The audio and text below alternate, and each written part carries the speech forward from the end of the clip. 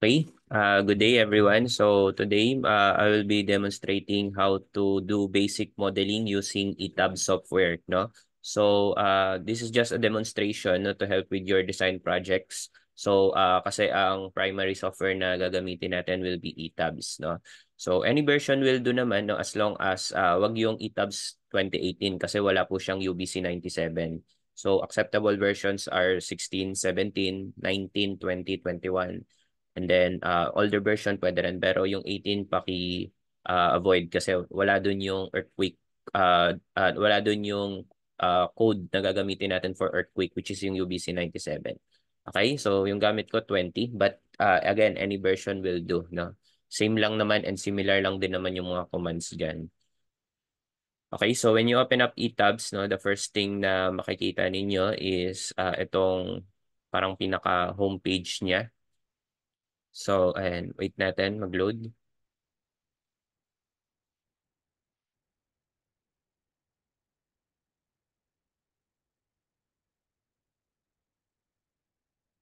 Okay, so ito yung homepage niya, no? So, nandyan yung recent models mo, kung ano yung huli mong ginawa, no? And then, news doon about sa CSI updates doon sa mga softwares nila, no? So, just open up new model, no? Click nyo lang tong new model kung mag-open kayo and then you will be asked to do this template, no, kung ano yung settings na gusto mong iset doon sa project mo.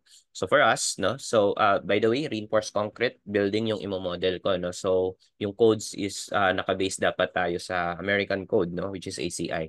So use built-in settings tayo dito. Display unit natin for Philippines, SI po tayo. Region for materials should be United States. Steel section, design database, and design code ng steel. We can disregard this one since we will not be using steel design, okay, or analysis ng steel members for our for this demonstration. So doon tayo mag-focus sa concrete design code, no? So kung NSCP 2015 ang basis natin class, no, naka-base yung concrete design doon sa ACI 318-14, not 19, no? Yung second, yung last digits kasi class yun yung year of publication ng code. So yung -14, 2014 po yun. Doon nakabase yung NSCP 2015. Yung 318-19, 2019, which is yung next edition ng NSCP, which is I think 8th edition. Diyan siya nakabase sa 318-19. So hindi pa nakakapag-catch up yung local code natin. So dito na muna tayo sa 318-14. Okay, since NSCP 2015 yung local code na sinusunod natin. Okay, and then okay mo lang yan. And then next thing is you will be asked to do the grid dimensions and story dimensions, no? So, pwedeng mamaya mo na to i-edit, no? Mababalikan mo pa naman ito as well as yung kanina or pwedeng dito ka na mag-proceed. So, depende po yung syempre, depende po sa architectural plan yung ating dimensions ng grids and stories, no? So, sa actual projects, no? Sa industry, ang mga engineers class, no, specifically structural engineers, naka-follow sila sa architectural plans. Si architect po yung mag-dictate ano yung dimensions ng building, no? Ano yung grid lines, no? So, doon tayo naka-base. So, for the purpose of this demonstration, mag-assume na muna ako na may architectural drawings tayo. Okay? Para lang may ma-input tayo dito. So for example, doon tayo sa number of grid lines along X direction, no? So number of grid lines along X direction, sige, sabihin muna nating ano to? Hindi, uniform pala to, no? So dito na lang tayo sa custom grid. Pag custom grid kasi, no, in case lang irregular yung building ninyo, hindi pare-parehas yung grid lines, no? Dito po kayo sa custom grid. Pero kung same naman, pwede na yung uniform. Okay? So, doon na lang tayo sa custom grid in case iba-iba po yung inyong grid lines, no? Uh, click nyo lang to and then edit grid data. Okay, then dito sa first grid system, you can just name it as G1. And then dito sa first rectangular grids natin is ilalagay nyo ano yung coordinates ng mga grids. Coordinate po ito. Pwede, may option kayo na spacing. But personally, gusto ko yung coordinates, no? Or ordinates para ka lang nasa Cartesian plane, di ba? Sa mathematics, pinaplot mo lang yung grid lines mo. So yung X, pa-horizontal siya. So start tayo sa X coordinate na 0. And then yung B natin, siguro 7 meters muna. And then 14, 21. Tapos kung kulang pa to, click lang kayo ng add. No? Then edit. Sige, siguro hanggang 42. Hanggang grid line G tayo. Okay, hanggang grid line G. So, yan yung horizontal. Sa vertical naman, no, yung pa-vertical spacing natin, start tayo sa 0, siguro 5, 15, and then 20, no? Siguro okay na yan, no? For demonstration lang naman. So 5, sorry, 10 dapat, no? Kung uniform na ano. So ayan, no? Mag-a-adjust actually yung nandito, no? Magre-reflect agad siya. Okay, then click lang natin yung okay. Number of stories, no? So I think number of stories natin. So sa design project ninyo, I think ilan ba yung stories doon? 3 stories ba yung nire-require ko? So kung 3 stories, it should be 4, no? Considering yung ground. Okay? So, i-custom na lang natin din ulit, no? Custom story data tayo para pwede nating i-edit. So, ayan. Mas maganda dito. Take note, sa modeling ng building, always bottom level natin is foundation level. Okay? Not the ground floor. Kasi you need to consider the weight ng structure below ground, no? So, foundation to ground floor should be also modeled, not ground floor and above. Okay? So, I'll name the bottommost story as foundation, no? Or simply FDN, no? Yan yung abbreviation kasi.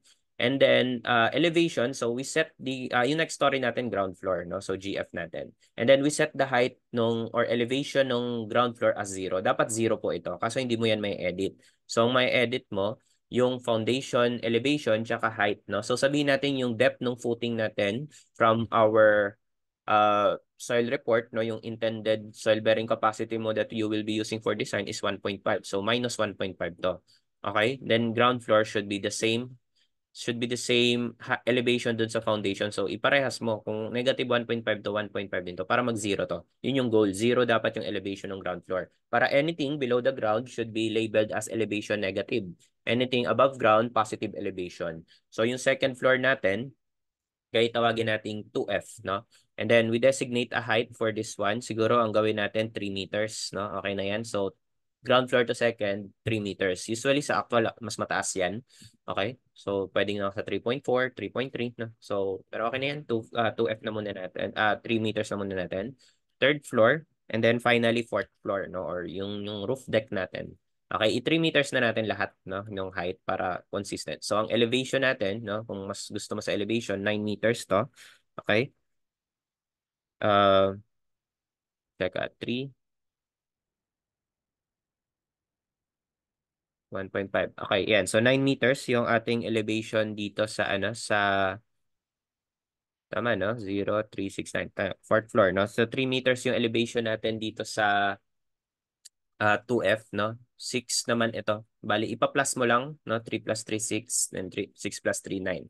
Okay? And then, we set a similar story, no? We set a similar story. Anong ibig sabihin ng pagseset ng similar story? Okay? Basically, what you are intending to do, no? Dapat class yung iyong, yung iyong structure na magkakamukha yung framing plan, isi-set mo as a master story. So for example, in a high-rise building, magkakamukha kasi yung second floor, third floor, fourth floor, and so on doon. May typical stories na tinatawag. So when you say master story, no, kapag inedit mo yung master story, susunod yung similar story. Para isang editan ka na lang, hindi mo na siya i-edit per floor. So ang similar story, ang master story natin is second floor. And it will be similar. Ang similar sa second floor is yung fourth floor at yung third floor. So pwede natin gawin na similar to 2F to. Okay, and then i-know nyo lang tong master story dito and then 2F. Okay, si ground floor hindi kasi iba po yung framing plan ni ground floor. So ano ibig sabihin ng ginawa mo, sir? Pag nag-edit ako sa second floor, ma-apply sa third and fourth floor. As long as naka-master story siya. Tapos similar siya dito. Okay, so yun yung explanation dun. Then just click okay. Then okay na natin. So lalabas ngayon yung ating i-generate ni eTabs yung ating windows, no? So by default, meron tayong dito sa i-discuss muna natin yung mga parts ng eTabs, no? So by default, meron tayong Model Explorer. Dito mo actually makikita lahat ng inputs mo. Okay? So ako personally hindi ko ginagamit tong Model Explorer pero kayo baka mas gusto niyo tong gamitin, no? What is important is yung mga tools natin, no? Yung mga toolbars, no? Toolbars ba tawag dito? I think menu bar, no? Itong mga file, edit, view, and so on. And then may mga shortcut icons dito. Pero itong mga shortcut icons, no, kung wala sa inyo, nandito lang din yan sa menu bar. May equivalent po yung mga yan dito sa menu bar. So kung wala kayo, no, pwede nyo i-right click dito. Mag-right click po kayo dito sa blank space dito. Then click nyo yung customize, no? Baka hindi naka-check tong mga to, no? So pag in-uncheck mo yan, mawawala yan. Okay, so yung iba kasi hindi gumagamit niyan, no? So sige, checkan ko na lang para mas dumami yung icon. Okay, and then Yan, no?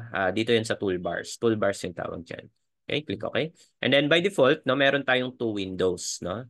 Two windows. Actually, pwede ka pang mag-increase, no? Or pwede mong i-close na yung isa dyan kung isang window lang yung gusto mong i-focus. Meron pong close button dito, right? So for example, ayaw mo nung ito, no? So by the way, magiging active pala siya pag kinlik mo. Makikita mong active yung window pag nag-blue yung tawag dito, itong tab. 'Di ba? Kita niyo tong plan view naka-blue kasi yan yung active. So pag nag-click ako dito sa kanan, ang nagiging blue naman yung 3D view. So siya yung active. Sa kanya ka makakapag-apply ng editing. So kung ayaw mong makita yung isang window, just simply hit close. Isa na lang po yung window na makikita mo para makapag-focus ka dyan. Okay? Kung gusto mo naman ibalik, mayroong drop down po dito na add new window. Okay? So madadagdag lang. Kung gusto mo pa ng isa pa, no, para mas sophisticated tignan, click ka lang na add new window pa. And infinite number of windows yung kaya, no? As long as kaya ng computer mo. Okay, but for us, I think enough na yung dalawa. So close na natin yan. And then basically, sa viewing ng model, you have three views, no? Isang 3D, no? So gawin kong active si first window. Pag click mo tong 3D, mati 3D siya. And then pwede mo siyang i-rotate using rotate 3D view in case you need to check on something, no? So ayan. Click and drag lang kayo sa keyboard. Drag nyo lang, hold lang pala, hold. And then move your mouse, no, or cursor para makita niyo yung iba't ibang view. And para bumalik siya sa default view, click niyo lang ulit yung 3D. And then we have also plan, no? Ito kasi yung mas importante yung plan, di ba? Or mas useful, I mean. So when you click on plan, tatanungin kanya anong gusto mong floor, gusto mong makita. Plan is top view. So for example, fourth floor, click mo lang yung apply. So ayan, sa plan view ka na. And then you can toggle on different levels by hitting this up and down arrow keys. Okay, para kang nag-elevator. So ayan, no, makikita mo dito sa plan views, nasa fourth floor yung tinitingnan mo. Pag kinlik mo tong baba, third floor ka na. So bumababa siya, second floor. Okay, isa pa, ground floor. Then kung gusto mo umangat, no, ayan. So in case gusto mong lumipat ng floor na tinitingnan. Also elevation, no? So sa elevation, tatanungin ka naman niya anong plane or anong grid gusto mong tumingin ng plane. So for example, grid line A, no, click mo yung apply, yan yung elevation view niya. Makikita mo yung mga elevation na to, no? Foundation to ground, 2F, 3F, and so on. Okay? So yan yung idea. So, kaya, no? So usually, tinitignan natin plan and 3D pag nagmo-model. Okay, so pag okay ka na po dyan, no? So I think we should save this first, no? Baka mag-close, no? Save as lang po natin sa gusto nating location, no? So, create na lang ako ng sample file dito. Okay, so sample. Okay, so yan. Just simply, pangalan lang na gusto nyo dun sa file. Basic, lang naman siya, saving. No, so yan, nakasave na siya, no? So every progress, I think, para mas mas safe, no? Mag-click kayo ng save, no? Control S. Okay, para in case mag-close or malowbat kayo, naka-save yung progress nyo. So, next naman is, so pag nakapag-define ka na ng grid, again, paano po na-determine yung grid? Depende sa architectural plans ninyo. Depende po yan sa building ninyo. Okay? It varies per building. So, the next thing to do, we need to define yung materials natin. Okay? Since we are modeling a reinforced concrete, concrete muna yung model natin or i-define natin. So, click lang kayo ng define and then material. Okay? Material properties. So, may default na dito ng mga material. Yung 4,000 PSI dyan, concrete, no? So, edit na lang po natin yan. Modify show materials tayo. Okay? Modify show materials tayo. And then, what we need to do, no, is mag-define tayo ng concrete, no? So, sa material name, kahit ano po pwede mo lagay dyan, no? Kasi editable siya ng text box, no? So, for example, we name this one as concrete, no? With FC prime na 28 megapascal. Usually, ganun natin dinedefine yung name ng material. Or any other variation, yung iba, nakikita ko 28 megapascal lang, no? So, ayan. So, 28 megapascal yung gagamitin kong material for beams and columns. So, depende po rin yan sa inyo as designers kung anong preferred yung material property. Material type is just concrete, no? Isotropic po tayo dito. And then, display color, you can change this one, but hindi ko napapalitan yan. Unit weight, no? This is the gamma ng concrete. So, by default, naka 23.5631 yan. So, kung maggagawa ka ng manual calculation, no, it's better na whole number to. Okay? Pero, pwede mo namang hindi napalitan, but sa akin, gawin ko na lang 24 kasi mas madali mag-calculate pag whole number. Okay, modulus of elasticity. If you can recall, may formula tayo sa modulus of elasticity. 4,700 square root of FC prime. Right? So, I can just you can get your calculator and then type nyo yung 4,700 square root ng 28. Kung ano yung lalabas, yun yung EC or modulus of elasticity ng concrete. However, in ETABS, meron po siyang built-in calculator sa mga text box. No? Some people don't know this, pero pwede mong gawing calculator yung text box. So what I mean is, i-type mo lang yung formula. 4,700 square root of FC prime. Ang square root kasi, di ba, sa mathematics, raised to 1/2 siya. So 28, ito, raised to 0.5. Okay? Then, ayan, magsisimplify siya. Okay, Poisson's ratio, coefficient of thermal expansion, and shear modulus should not be edited. Use the default values, no?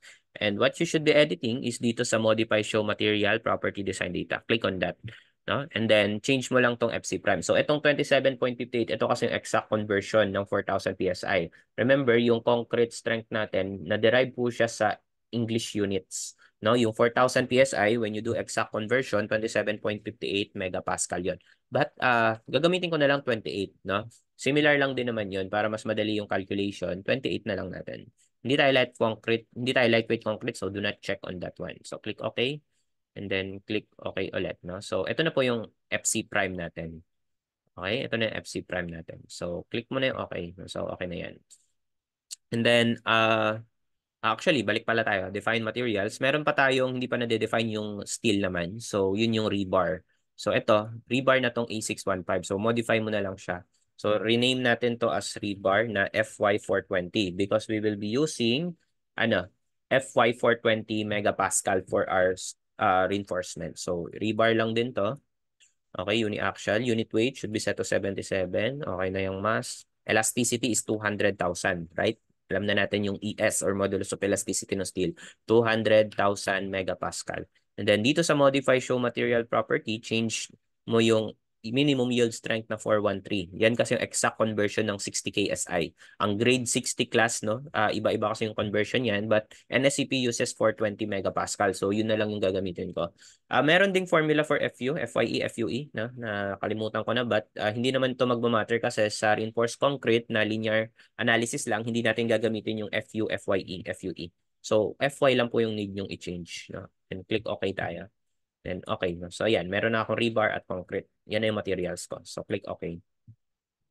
Okay? And then, define tayo ng section properties naman no? Para ma-define na natin yung mga beams and columns. So, sa ETABS, no, when you say section properties, you have several options. No? So, punta po kayo dito sa define pala. No? Then, kanina, material properties yun. Ngayon naman, section properties. Frame sections muna tayo. When you say frame section in ETABS, it denotes beam and column.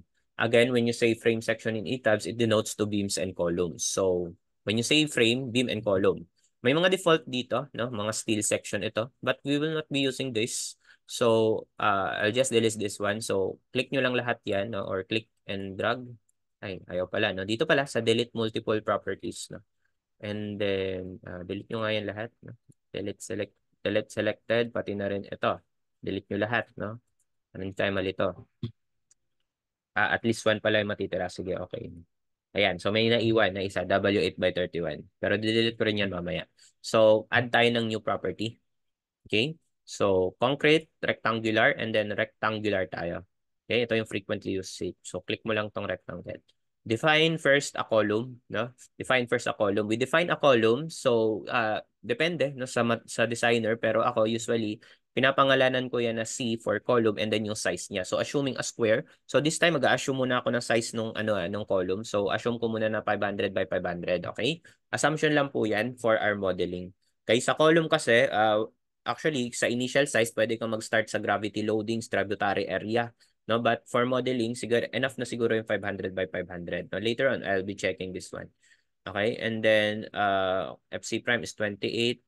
Then change mo yung section dimension dito. You need to check or revise this one kasi baka sa pangalan mo lang iniba, hindi mo naman iniba yung mismong property, edi mare-retain kung ano yung nakasulat dyan. So, ayan, 500 by 500. Okay? Yung material, kung ano yung ginawa nating FC prime. Ito po, no? Okay? And then, let's change the display color, no? Para lang mag-iba yung kulay niya. Gamitin natin itong dark blue. Okay? Itong dark blue. Okay? And then, modifiers, no? So, this is important, no? So, in a elastic analysis ng structure natin, no? We consider a crack section. Nagmamatter kasi ito sa distribution ng forces. So according to code, when you analyze a structure na crack section, columns should have a 70% okay, na moment of inertia. So 0.7 po dapat ang ilagay natin dito sa moment of inertia about 2 and 3 axis. Sa lahat na po yan ng column. Again, sa lahat na po yan ng column. So make sure it is 0.7. Everything else should be untouched, no? Dapat 1 lang po yan. Pero dito sa moment of inertia, 0.7 siya. So click lang yung okay. Okay, then click okay again. No? So lalabas na siya sa listahan. So pwede ko na i-delete tong W8 by 31 kasi you can gagamitin, no? Para mas malinis tignan yung frame properties natin. So ayun na, meron na akong column. Okay? So sige, okay muna natin, no?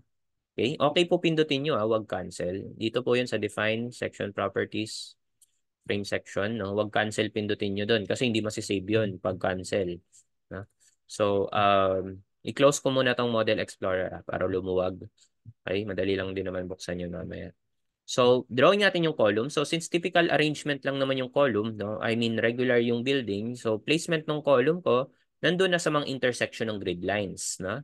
Nandun sa mga intersection ng grid lines. So, paano mag-drawing ng column? Simply, proceed ka naman sa draw na file dito sa menu bar na draw. Look for draw beam column brace object and look for quick draw columns. Again, draw beam column brace, and then quick draw columns. Yun yung merong eye na red dot sa gitna. And actually, may shortcut icon siya dito.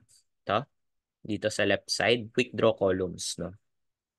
Okay, tapos mapapansin mo may parenthesis siya na ano, sabi niya, plan and 3D. Ibig sabihin, dun ka sa mode ng view na yun makakapag-drawing nun.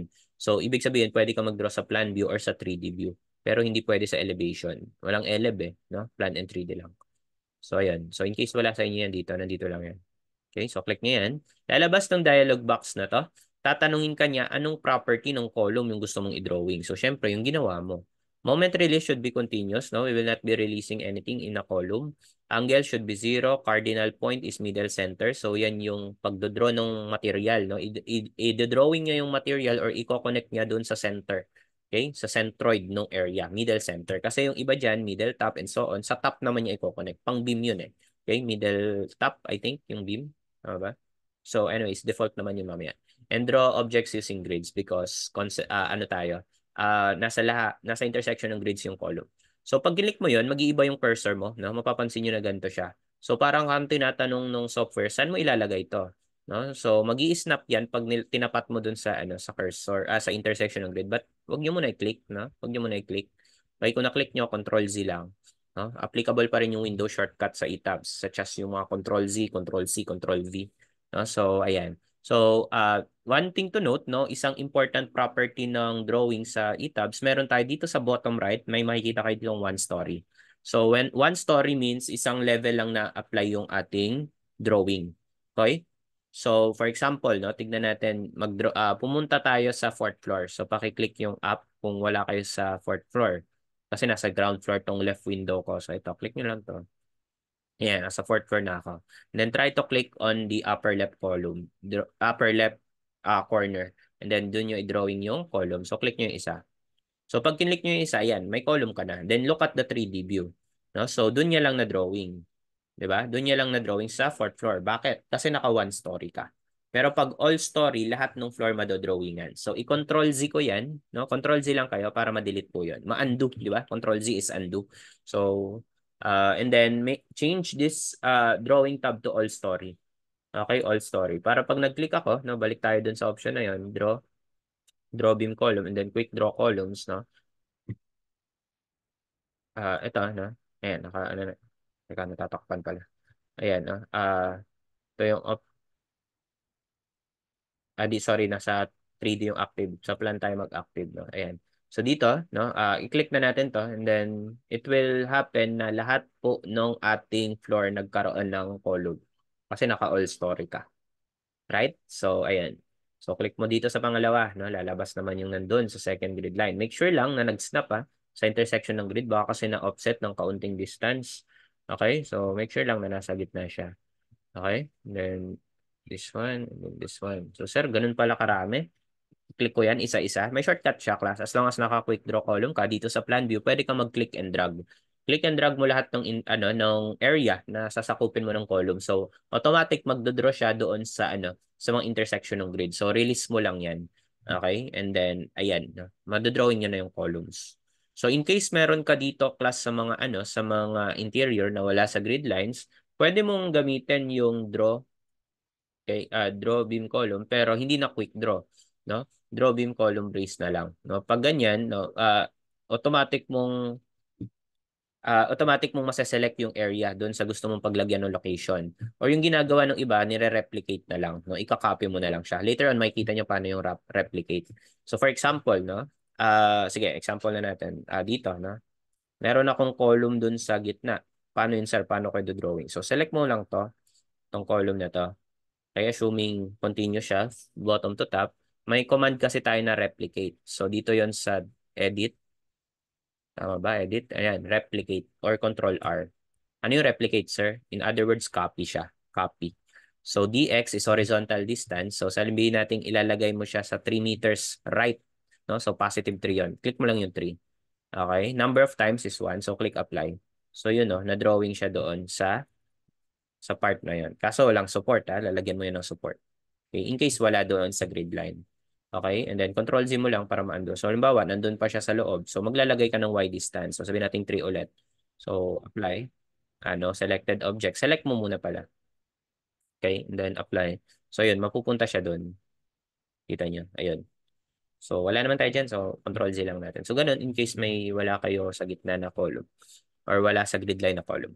Okay, so yun na po yung columns natin. So buo na yung poste nung natin, nung structure natin. Next naman, mag-define tayo ng beams. No? So, define section properties, frame section ulit tayo, beams. No? So, add new property tayo.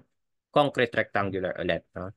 So, for beams, no, I will be depending yung size ng beam doon sa initial sizes natin. Remember, yung initial size po natin, no, sa beams, hindi po natin yun huhulaan. Ika-calculate po natin yun. Remember yung lecture natin for initial sizes. So, this one, I'll switch ako dito sa lecture natin, which is yung mga minimum depth ng beam. Ito pong mga formula na to, ang ibig pong sabihin yan yung formula para makuha mo yung minimum depth or minimum height. According po yan sa NSCP 2015.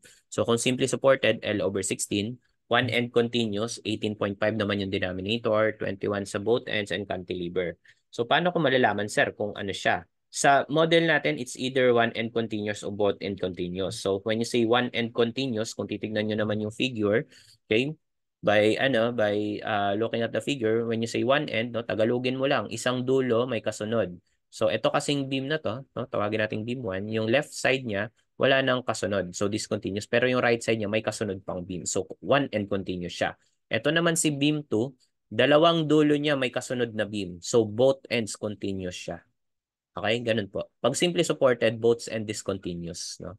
Cantilever, isang side lang yung may support. Okay? So ayan, yan po, no. So dito, no, ang dodrawingan natin ng beam is lahat nung nandun sa grid line. So mag-start tayo sa horizontal beams. Okay, mag-start tayo sa horizontal beam. So siguro what's better, no, i-screenshot ko tong plan natin, no. Tapos ilagay ko siya dito sa PDF natin para malagyan natin ng ng designation. Ayan. Kaya landscape tayo para malaki. Ayan, so lagay natin dito. So, dito class, no, meron akong 7 meters, no? So, tingin muna kayo sa horizontal, ha. So, itong beam na to, magdodrawing akong beam dito, 7 meters siya. So, ano tong beam na to? One end continuous or both ends continuous? It is one end continuous kasi sa kaliwa niya wala siyang kasunod. Pero sa kanan niya may kasunod siyang mga beams, no? So, ito, okay, tawagin nating B1 ito, no? B1. So, ang size ni B1 class, no? Sige, sulat natin dito B1. Then, itong mga to can be called B2. Okay? B2 naman to. Pare-parehas na tong B2 kasi pare-parehas sila ng span at pare-parehas sila na both ends continuous. So B2 rin to. Then ito, B1 ulit kasi one end continuous na siya. Okay? So pag one end continuous, ano ang formula ng H? L over, ano yun? Dito 18.5. Okay? 18.5. So yung height ko, no? Paki-substitute yung 7,000 over 18.5. Okay? So, 7,000 divided by 18.5 is, ang lumabas sa akin, 378. But in our project, no, of course, sa actual, wala kang makikitang beam na ganyan yung size. May butal po yan. Mahirap yan i-measure sa construction. We round off the value, no? We round up to be exact kasi dimension to, laging round up. So, ang gagawin natin, you set a standard kung paano yung rounding off. So, pwedeng 50 mm, no? By 50 mm multiples, that means 50, 100, 150, 200, and so on. Pwede namang 25, pwede namang 100. So sa atin siguro, iset natin 25. So kung 25 mm multiples, this will become 400. So 400 yung size nung height nung B1. H po yun, ah. Okay? So sa B2 naman, ang H naman ni B2, L over 21 ba yun? Right? 21, both ends continuous. So 7,000 divided by 21. Okay, 7,000 divided by 21. So pag tinignan mo 'yon sa pag kinalculate mo 'yon, it is 333. Okay, say ano to? 350. So yan po yung height ni B1, B2. Paano naman yung width, sir? Actually sa width, no, dito na lang wala nang spaces. Sa width, wala namang standard sa width as long as it is above 200. According to NSCP 2015, ang minimum width ng beam is 200 mm. So bawal akong bumaba sa 200 mm. And then some designers ang ginagawa 0.5 H, no? Yun yung width nila. 0.5 H. Pwede namang 0.6 H, di ba? Yung I think sa example ko 0.6 H, the problem natin sa RCD. So, depende po sa inyo 'yon, no? Wala siyang standard, no? It falls upon the discretion ng nagde-design. Okay? Siyempre, the smaller the width, mas lighter yung concrete, mas maganda 'yon. Okay, but actually itong mga sizes na to hindi naman to mag-govern. Makikita nyo pag nag-beam design tayo. Okay, so i-0.5 H ko na lang. So kalahati ng 400, okay, 0.5 ng 400, 200. Okay, kalahati ng 350. Ilan yung kalahati ng 350? 175. Ang 175 class mas maliit sa 200. Bawal kang bumaba sa 200. So, this is less than 200. Therefore, use 200. Okay? So, therefore, finally, may size na ako. Okay? May size na ako. B1 is 200 by 400.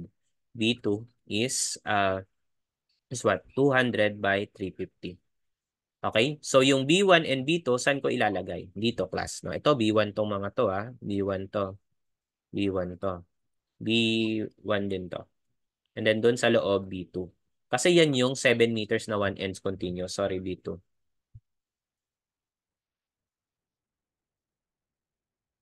Okay? And then, oops. And then, doon sa loob, no? Doon sa loob, ito naman ay mga B2 to. Okay? Pare-pares na yan dito. Okay? So, ayun. So, i-define muna natin siya sa ETABS. No? Define muna natin siya sa ETABS. So, switch tayo ng ETABS screen. Okay? So, na tayo ETABS. Ito na. Okay? So, define section properties frame section. Okay, add new property, concrete rectangular. Click on this rectangle section. And then, pangalanan nating D1. No? Pangalanan nating D1 na 200 by 400. Okay, material, yung ginawa nating concrete. Okay, display color natin. Ibahin mo kung anong gusto mong kulay. Maganda. Green naman, blue kanina, di ba? Wala lang naman yan, no? Pang ano lang yan, aesthetic view. Tapos, ibahin mo po yung dimension dito. At take note sa e-tabs, no, for depth po yung nauuna. Ito yung common mistake ng mga beginners. Napapagbabaliktad to. Depth class is height, no? So, 400 muna. Bago yung 200 na width. And mag-a-adjust naman class yung section. Makikita mo na, di ba ang beam naman laging mas malaki ang vertical dimension sa horizontal dimension. Okay, modifiers, no? In ETABS, no, you should set the modifier ng beam sa 35% sa moment of inertia. So it should be 0.35. Kalahati siya nung nasa column. 0.7 sa column so 0.35 dito. Torsional constant, no, para hindi mag-resist ng torsion or hindi magkaroon ng torsion yung beam natin. You can set this as 0.01 although most likely wala namang torsion sa beam. But just in case, no, ilagay nyo na lang 0.01 or 0.001 yung iba. Enough na yun. Okay? And then the rest should be leave as is, no. 1 na lang. Okay, so ganyan po sa lahat ng beam. Pag column, 0.7, then click OK. Then one thing to change dito sa reinforcement modify show rebar, default kasi niyan column yung design type dito sa upper left. So dapat beam po, no? Beam. Okay, beam. Okay? Longitudinal bars, no? And then FY420 yun. Confinement bars, ito yung FYT. Usually, mas mababa yung FYT. So, pwede kang gumawa dito ng 280 megapascals pa. Palitan mo to. Pero hindi ako nagawa. So, okay na yan. 420. Then, wala ka nang iibahin dito sa steel cover. Steel cover tong 60. Okay? Pati itong reinforcement area overrides. No, don't change this one. Okay? Then, click OK. So, ito na yung B1 natin. Click mo pa yung OK. So, ayan na. Nakagawa na tayo ng 2 materials. Meron pa tayong B2. So, pag B2, pwede kang mag-add new property lang ulit. No? Pero, hassle yon, i-click mo na lang to class yung add copy. So, click on B1 and then meron ka dito ang option na add copy of property para kopyahin na lang niya. Okay, so B2 to. And then, ang size natin doon, 200 by 350, di ba? Okay, and tama ba? 350? Ano yung nasa ano natin? Ayun o, 200 by 350. So, 350 naman dito. Okay? Kapag add copy, makakopy niya yung modifier. So, tama na to. 0.35 pa rin. Sa lahat po yan ang beam. No? Sa lahat. And then, rebar, check mo lang. No? Naka-check pa rin yung beam. Okay? Beam dapat, hindi column. Okay? So, click okay, okay. So, ayan. Tatlo na yung material natin. Tatlo na yung section natin. B1, B2, and then yung column. Okay? And then click okay. So, drawing natin. Okay? Drawing po natin. So, all stories po tayo para lahat ng floor meron. Okay? And then, under draw beam, column brace, quick draw beams. No? Ito, quick draw beams. Okay? And then, tatanungin ka niya, anong gusto mong property drawing? They change mo muna kasi default yan column, B1. No? Moment release is just continuous, no? Hindi tayo magpipin. And then 0 to and then grid to. So, punta kayo sa plan, no? Make sure active yung plan. Then pag tinapat niyo yung cursor, iilaw class yung line. Right? So, pag kinlik mo yun, ayan, na-drawing niya yung beam. Okay? At tignan mo sa 3D, no? Natakpan kasi natin. Ayan, no? Na-drawing niya sa lahat class. Kasi naka-all story ka. Okay? Naka-all story ka. So, B1 po yan, ha? Baka ma-B1 nyo to. B2 to, di ba? So, ilagay ko lang yung B1. Yung apat na corner yon. Ito, tsaka ito. Ha? Check na natin dito sa 3D. Ayusin natin yung 3D view na ito. Ano, gulo. Escape lang. Para mawala yung draw mode, press escape sa keyboard nyo. Babalik siya sa normal cursor. Okay, yan. Na-drawing ko na yung apat eh. So, ayan. Check nyo lang sa 3D, no? Yung purpose ng 3D para ma-verify nyo yung drawing nyo ng plan. Kasi hindi mo makikita sa plan lahat. So, ayan. So, tama naman no, na yung B1 yung apat na corners. Okay, draw tayo ng B2. So, draw beam column, and then quick draw beams. No? Hindi quick draw columns. Then, palitan mo to na B2. Okay, and then, click mo. Sorry, nasa 3D ako naka-active. Lipat ako ng plan. Okay, click mo naman yung 7 meters na both ends continuous. Remember, B2 is both ends continuous. So, click mo to. Click mo to. Ayan, no? Magre-reflect siya doon. Diba? So, ganun po gawin nyo sa lahat.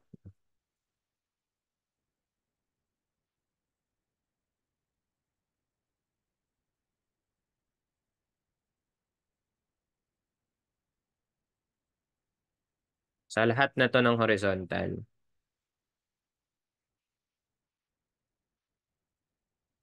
Sorry, mali. No, dapat pala B1 yung ano. Ito. Diba? Pero sige, i-drawing ko muna. Pwede naman palitan yan. Okay, so yan. Na-drawing ko na lahat pero mali pala kasi dapat B1 to. No? B1 tong nasa left, B1 tong nasa right. Okay, then kung na-drawing mo na, sige, madali lang po yan palitan. Escape. No? Press escape para bumalik sa normal cursor. Okay, ito yan. Kasi pag draw mode, di ba, iba yung itsura ng cursor. So, dito class, no? Baka magtanong ka, sir, paano ko malalaman alin yung B1 and B2? Pwede kang pumunta sa view and then set display options. O ang shortcut niyan, Control W. Gagamitin natin yan a lot sa mga susunod na videos natin, yung Control W, kasi dyan mo may edit yung view ng building. So, click mo lang yan. And then, dito sa Object Assignment na tab, okay, sa pangalawa, sa Frame Assignment, pakihanap yung sections. Checkan mo yun. Okay, checkan mo yun. Then, apply. So, lalabas yung pangalan niya. So, kita niyo yung pangalan. Sino si B1, sino si B2. Yun yung naka-assign. Okay, kita nyo? Ayan, may pangalan na. No? Kanina kasi wala, di ba? Hindi mo alam kung ano yung na-assign mo. Para lang alam mo kung ano yung in-assign mo kasi sa mga malalaking project, marami kang properties. Malilito ka, ano yung B1, ano yung B2. So change ko to class, mali po ito. No? B1 po dapat ito kasi one end continuous siya. Okay, so ayun no. I think B1 naman siya dito. Ayan, B1. Okay, B1 din dito. So, dito, paano palitan, sir? So, click mo lang to. All stories pa rin tayo. Paano mag-click pala ng beam? Windows select right to left ka. So, sakupin mo lang yung area niya pag ganun. Tapos, release sa keyboard. Okay? So, ayan. Pag nag-select ka, makikita mo class doon sa bottom left, ilan yung na-select mo. Sa akin, 4 frames selected. So, bakit naging 4, sir? Eh, isa lang naman sinelect mo kasi naka-all story. Okay? So, when you look at this 3D view, na-select din class ito. No? Pag zoom in mo siya. Okay? So, dito tayo. And then, ito. Select. So, 8 frames na. And then, ito. And then, ito. 16 frames in total. Okay? So, para palitan yan, assign frame, frame section, assign, frame, section properties. Papalitan ko yung section properties nila. Gagawin kong B1. Okay, and then click apply. So, magiging B1 na po siya. So, double check, no? Again, yung left end should all be B1. Yung right end should all be B1 and all interior B2. Wala pa tayong vertical. Gagawa pa natin yung vertical. Okay, so ayan. Pwede nyo lakihan pala yung text kung nalilitan kayo. So, dito lang yun sa options, graphic preference. Okay, maximum graphic font. Gawin natin 12. Minimum is 12 din. Oops, masyadong malaki. Pangit. Siguro 8 lang, tsaka 6. No? Ayan, no, pwede na yan. Okay, so ayan. Lumaki lang naman. Check nyo baka mali yung mga size nyo. So, yan yung initial size, no? So, proceed tayo sa vertical beams. Sa vertical beams class, iba yung L nila, 5,000. Di ba? 5,000 kasi mas ano sila, mas maiksi. So, tawagin nating B1, B3, this one, tsaka to. Bakit pareha silang B3, sir? Kasi pareha silang 1 and continuous. L over 18.5 sila. Pati na rin po itong beam na to. Okay? Pati na rin tong beam na to. Okay? So, ito yung mga B3. So, B3 class is L over 18.5. Ang L natin, ano yung haba ng beam? 5 meters, 5,000. Okay? So, ilan yan? Okay, 270 yung lumabas sa akin. Say 275, di ba? 25 multiples. Tapos, ang B nito, kalahati. Anong kalahati ng 275? 137. Okay? Wala pong 137 na width kasi minimum 200. So, say 200 tayo. So, ang B3 ko, 200 by 275. Ang B4 ko naman, anong B4 naman natin? B4 is, ito naman. Okay? Both ends continue. So, L over 21. So, 5,000 over 21. So, 238. Okay? Say 250. Okay? Anong kalahati ng 250? 125, ba? Wala pong 125 kasi minimum 200. So, say 200. So, yan na yung size ko. Ang B3 ko, 200 by 275. Ang B4 ko, 200 by 250. Create ako ng ganong property sa etabs. So, define section, print section. Add copy ko tong B2. No? Add copy ko yan. Palitan ko yung pangalan na B3, 200 by, ano yan? 275. Right? And then change mo yung depth dito na 275. Baka hindi mo mapalitan. Pangalan lang napapalitan. Ganun yung iba eh. Pag sinilip ko yung size, ito lang yung na-edit pero ito hindi naka-update. Okay, check mo lang yung modifiers, 0.01, 0.35, rebar, dapat beams, no? Then okay. Okay, ayan, 200 by 275. Add copy pa ako para sa last beam natin, B4. Okay, B4 is what? 200 by 238. No? So, 200 by 250. No? Okay, so 250 naman to. Okay, so click lang yung okay. So, kompleto na yung apat kong initial sizes. Take note, initial size pa lang yan. Then, click okay. Okay, so draw. Okay, lagay ko na yan. Draw beam column, quick draw beams columns, no? And then B3 yung gusto kong unahin. So change ko lang to into B3. Okay, make sure plan view yung active at naka all story. Okay, so B3 saan? So click mo lang to. Oops, Control Z. Hindi pala yung B3. Ito pa yung B3. Diba? So yan. Pwede mag-Control Z kung nagkamali. Na? So pwede mong gawin, class, no? May shortcut yan. I-click and drag mo na lang po ito. No? Kaso, madadamay pala yung ano, no? Hindi, no? Control Z ko. Ayan. Pwede nyo palang sakupin to. Okay, itong area na to. Kung tinatamad kayo mag-click isa-isa. Iilaw naman yung mga beams na madodrawingan. So, yung B3 natin is lahat ito. Diba? Lahat ng nasa bottom. So, and click nyo lang. Okay, then B3 rin to. Okay. And then, finally, no, palitan natin. Asan na yung draw, ano ko? Draw beams, quick draw beams, no? Nawawala. Ito. Pakipalitan na to ng B4. Then, yung B4 yung nasa loob. To class, di ba? B4 to. Okay. So yan, no? Maliit lang naman. Pwede nang click isa-isa para sure. Okay, so ayan. This is what our, ayan. Pag tapos na kayo mag-drawing, i-click nyo lang yung escape, no? Or click nyo to, no? Then, pwede nating i-zoom using rubber band zoom para ito lang yung makita natin, no? Sige, close muna natin to. So, double check. Ito po dapat yung sizes ninyo, no? Kung sinusundan nyo yung model ko, ha? Kung di nyo naman sinusundan, hindi just follow through, no? Ano yung ginagawa ko para ma-retain sa inyo uh, yung concept dun sa model ninyo. Okay?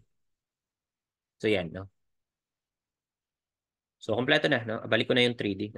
Check nyo pala, rin pala, baka isang floor lang yan. So, fourth floor ako, baba ako, third floor, second floor, okay, ground floor, and then foundation, no? And then, ayan. So, the next thing to do, class, no? Punta kayo ng ground floor plan. Okay? Sa ground floor plan, no? Dahil ang slab dito, class, ay slab on grade or slab on ground, supported by soil, yung slab sa ground floor. Unlike sa second floor pataas, ang slab nakasupport ng beams. Hindi natin usually kailangan ng ganito karaming beam sa ground floor. Usually, sa practice ko, no, ginagawa ko perimeters lang yung may beams sa ground floor. So, i-delete ko lahat ng interior beams dito. Okay? Pero pag dinilit mo, make sure one story po Baka naka-all story ka. Pag nag-all story ka, madi-delete lahat, no? So, paano mag-delete, sir? So, for example, dito mo na, click mo lang, then press delete sa keyboard. Okay? May delete po yung keyboard nyo. So, delete mo lang. Ganun gagawin ko sa lahat, no? So, ilalahat ko na to. Select ko muna tong mga interior na horizontal, click delete. Then ito, delete, delete, delete. Okay? So, ayan. And then, next naman, no, check mo, baka na-delete mo yung taas. Hindi naman, no, fourth floor. So, ayan. So, fourth floor, third floor, second floor, ground floor, no? Perimeters lang yung may beams, no? So, when add new window natin, balik ko yung 3D. So, ayun, rotate. Then, makikita nyo, dun sa ilalim, wala na yung interior beams doon. Okay? So, the next thing to do, class, is mag-drawing tayo ng intermediate beam. So, sa plan view, punta kayo ng second floor.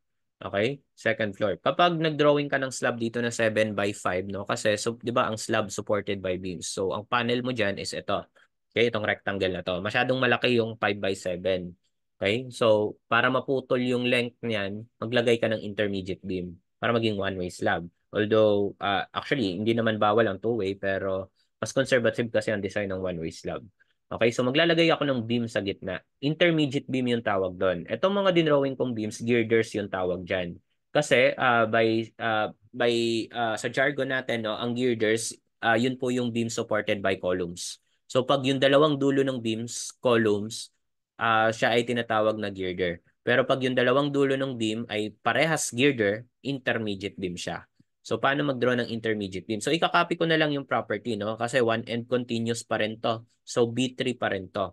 Okay? At maglalagay ako ng intermediate beam vertically. Kasi yung structure class is pahaba na horizontal. Ang intermediate beam mo dapat perpendicular dun sa length ng building. So, kung pa-horizontal ka, no? Nakahiga na ganun, ang intermediate beam mo, perpendicular dapat dun para mas malakas yung resistance niya. Weak kasi siya sa vertical or sa Y direction. So dapat yung strut mo or yung intermediate beam mo parallel sa Y.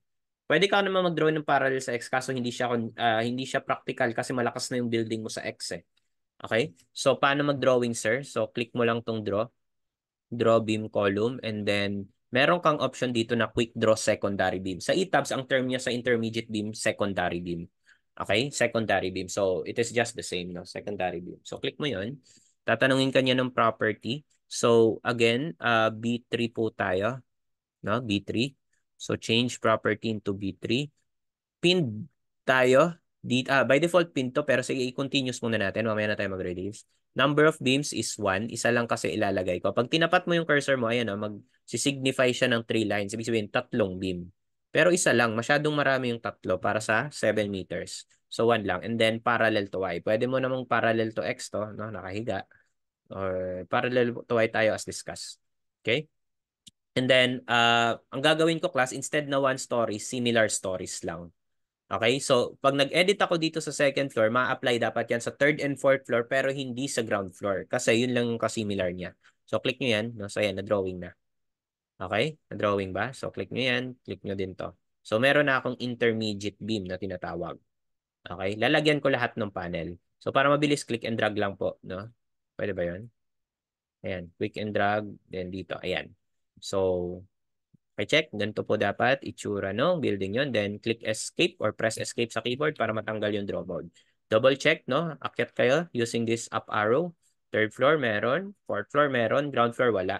No? Ground floor wala, no? Foundation wala rin. Okay? Kasi nag-similar stories ka. So, yun, no? Um, So, okay na tayo dyan sa intermediate beam. Next thing to do, i-release po natin. This is the important parameters. No? Take note sa beams natin, kapag intermediate beam na discontinuous end, i-release natin yung end na discontinuous.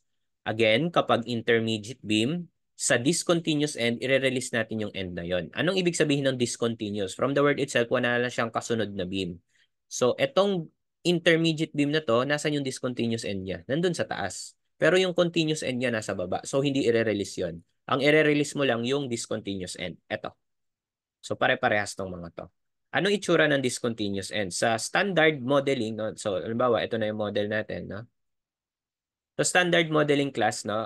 Kung nyari, ito yung intermediate beam. Oops, hindi ka naging orange.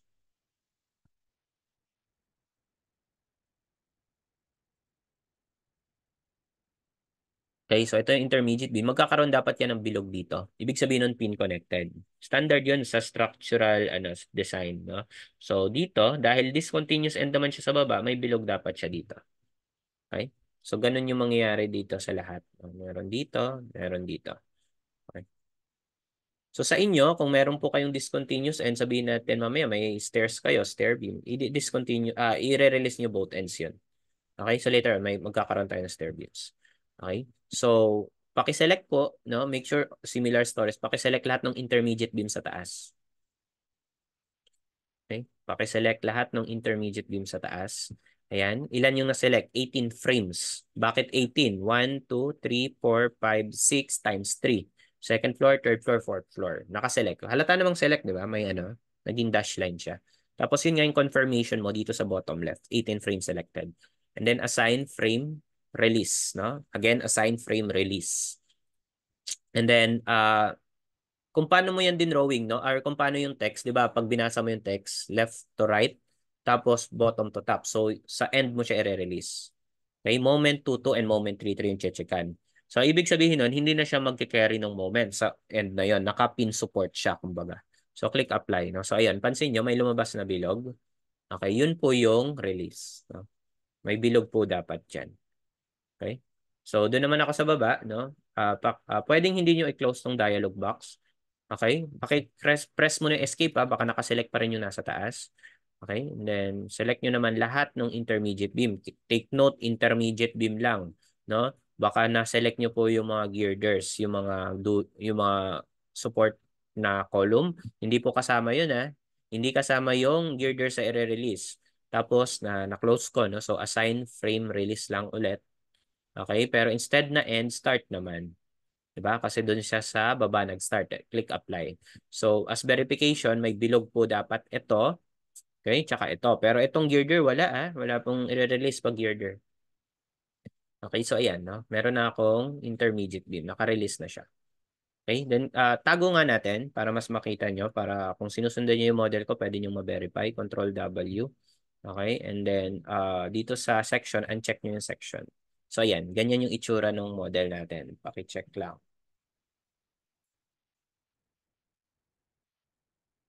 Okay? So, lagyan natin ng slab yung building, no? Lagyan natin ng slab yung building.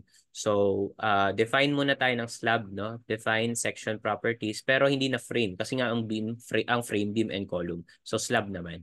Okay? Add new property tayo. So, sabihin natin na ang slab dinedefine siya by thickness, hindi by size. Again, ang slab dinedefine siya by thickness, hindi by size. So, slab 150. Ibig sabihin ng 150, ibig sabihin ng 150 thickness po yun. Yun yung kapal no slab. So you can change modeling type dito sa membrane, no? Membrane po tayo. Membrane means hindi natin ipagre-resist ng earthquake yung slab. Kapag kasi shell tin, i-consider mo yung stiffness ng slab. For conservative design, membrane ang ginagawa. No? Membrane ang ginagawa para maging mas malakas yung beam and column mo. Okay? And then, pwede mong checkan tong use special one-way load distribution. Ibig sabihin yan, one way niya i-distribute yung load, but Hindi ko muna i-check to na para conservative, meron ding load dun sa taas. And then change thickness to 150. Oops, sorry. Napindot ko yung F1. 150 and then type is slab. So okay na to. Okay? So click okay. Okay? So yan, nandito na sa list. Then click okay. So ilagay natin yan. Make sure similar stories ulit. No? Again, hindi po natin idodrawing yung slab sa ground floor kasi slab on grade yon. Ang dinodrawing lang natin na slab, suspended slab. Okay? Suspended slab lang. So under draw, okay? And then under saan na yan? Draw floor walls objects and then quick draw rectangular quick draw floor pala, I mean. Quick draw floor. Pag quick draw kasi, ano kagad siya? Nandun na kagad siya sa mga boundaries na beam. Okay, so click nyo yun. Okay, and then change the property dun sa ginawa nating slab na material or property, slab 150, and draw objects using grid. So, ang mangyari, no, pag tinapat mo sa panel, no, madodrawing siya class doon sa boundary na grids kasi grids nilagay mo dito. Okay? Pag perimeter lines, try nga natin. Bawal. Bawal pala, no? Kasi kailangan may line. So, grids na lang. Sige, okay na yan. Pag points, ayaw din. No? So, sige. Grids na lang. Okay, click nyo yan. So, magkakaroon ng rectangle. No? Ibig sabihin nun, yan yung floor. Okay? So, click mo po sa lahat. No? Para mas mabilis, click and drag na lang. Sasakupin mo lahat. So, ayan. Dapat may rectangular, may concrete ka na gray yung itsura kung di mo pa pinapalitan yung kulay na ganyan. Okay? Paki-click na to. Select object or escape para mawala ka sa draw mode. Okay? So, ayan. And then 3D nyo nga. Check nyo yung 3D. So, ganito dapat itsura ng building. No? Wala po dapat slab dun sa ground floor. Ha? Okay? Plan view tayo. Then, GF. Ganyan yung GF natin. Pero pag tumingin ako second floor, click mo tong up arrow, may slab ka. Okay? Check nyo lang yan.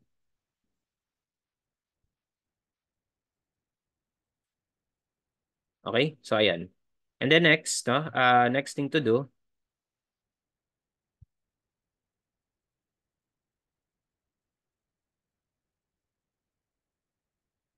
next thing to do class is mag-assign tayo or mag-define tayo ng loads, no? So mag-define tayo ng loads. So after natin ma-model, basically complete na yung geometry natin, no? Complete na yung geometry ng building natin pero wala pa tayong loads. Okay, so loadings, no? So pag magde-define tayo ng loads, punta lang kayo dito sa define and then load patterns first, no? Load patterns. So by default, ang mga loadings po na nandito is dead and live. And take note sa ETABS class, no? Itong dead load na to naka-refer to sa self-weight kasi naka-1 yung self-weight multiplier eh. No, magkaiba siya doon sa class natin na pag sinabing dead load, 'di ba? Compose siya ng dalawa, self-weight plus superimposed dead load. Pero dito sa ETABS, itong dead na to naka-refer sa self-weight. So we need to create another load pattern na superimposed dead load. Okay, so yung ditong default na isa pa live, no? So gagamitin din natin yan. So wala tayong ibahin dyan. So pag magdadagdag ka, type ka lang dito sa text box na to. So yung superimposed dead load, unahin natin, SDL tawag natin doon. Ang type niya is super dead. Okay, self-weight multiplier should be 0. Again, 0 to. Para yung self-weight nandun sa dead mismo. So click nyo lang yung add new load. Madadagdag siya. Okay? Another consideration natin sa load, ito yung major component ng load natin is yung earthquake, no? Seismic forces. So dalawa rin to per direction. Dalawa to because of two direction, no? X and Y. So start with X, no? EQX or yung iba EX or EHX, no? So depende yan sa gusto nyo. Name lang naman yan, no? So EQX, the type should be seismic. Okay? Self-weight multiplier should be 0 and auto-lateral load should be UBC 97. Okay? Look for UBC 97. Ito, no? UBC 97. Add new load, no? And then EQY naman, no? And then UBC 97 ulit, seismic ulit, 0 ulit, then add new load. So meron tayong ilang loads? 5, no? May option ka, no, na magdagdag pa ng wind, no?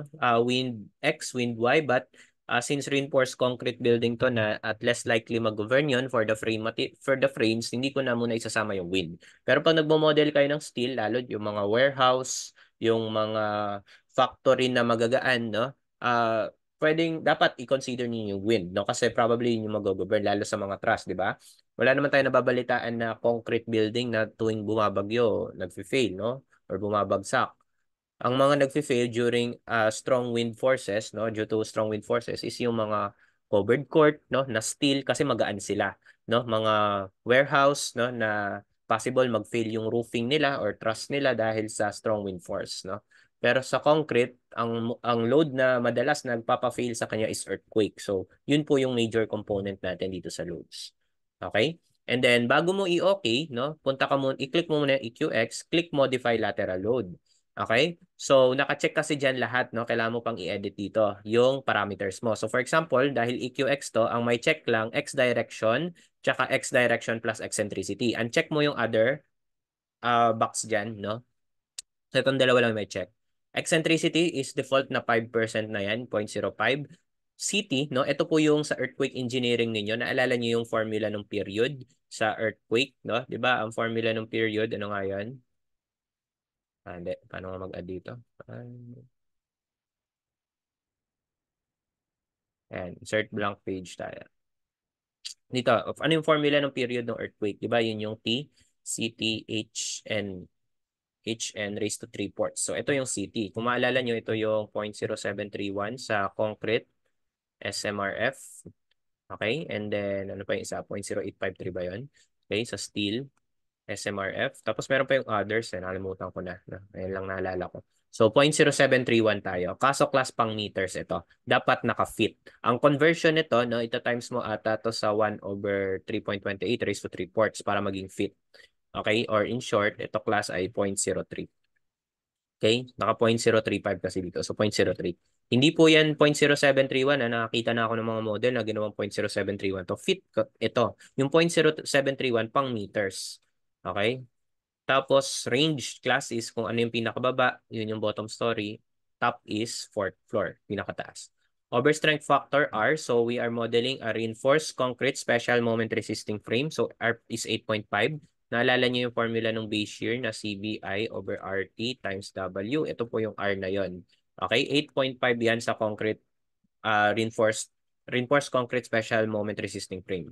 Okay? Pero kung hindi ka moment frame, no, other type of system, it is not 8.5. Kung steel ka, steel SMRF, ano yun sa steel? 8.0 yan sa steel, no? Take note, no? Depende po yan sa building. Okay, soil profile type, no? So, soil profile type, since you are doing your design project for this recording, depende po yan sa sa location ninyo. Look for the soil report, i-indicate ng geotechnical engineer doon ano yung kanyang soil profile type. Okay? Naka-indicate po yun doon. So, kapag walang sinabi, 'di ba, sa earthquake, it is SD. No? So, sige, i-SD muna natin. Zone factor, dalawa lang ang zone sa Pilipinas, 2 and 4. So, kung nasa Metro Manila ka, okay, Zone 4 ka, no? And any other types of Philippines. Ang Zone 2, Palawan, Sulu, and Tawi-Tawi. So, kung wala ka naman dun sa tatlong provinces na yun, Zone 4 ka. At yung Z mo dun, 0.4. Okay? And then seismic source type, so assume na lang natin na nasa Metro Manila yung building. Okay, pag Metro Manila class, automatic seismic source type A kasi ang pinakamalapit na fault line is West Valley Fault na may capable siya of producing a magnitude of 8.0.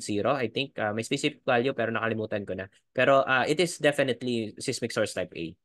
Distance to source, use PBox Fault Finder for this one. No, malalaman nyo pag sinearch nyo sa Google yung PBox Fault Finder, no, dito, no?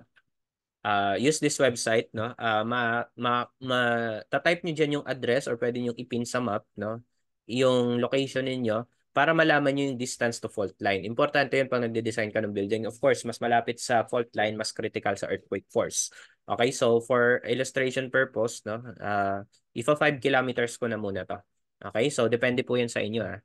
Okay, and then importance factor, kung hindi ka naman essential facilities, no? Ano ba yung mga, ano natin, occupancy category? Naalala nyo pa yung essential facilities, standard, special, tsaka hazardous, no? Depende yun sa I.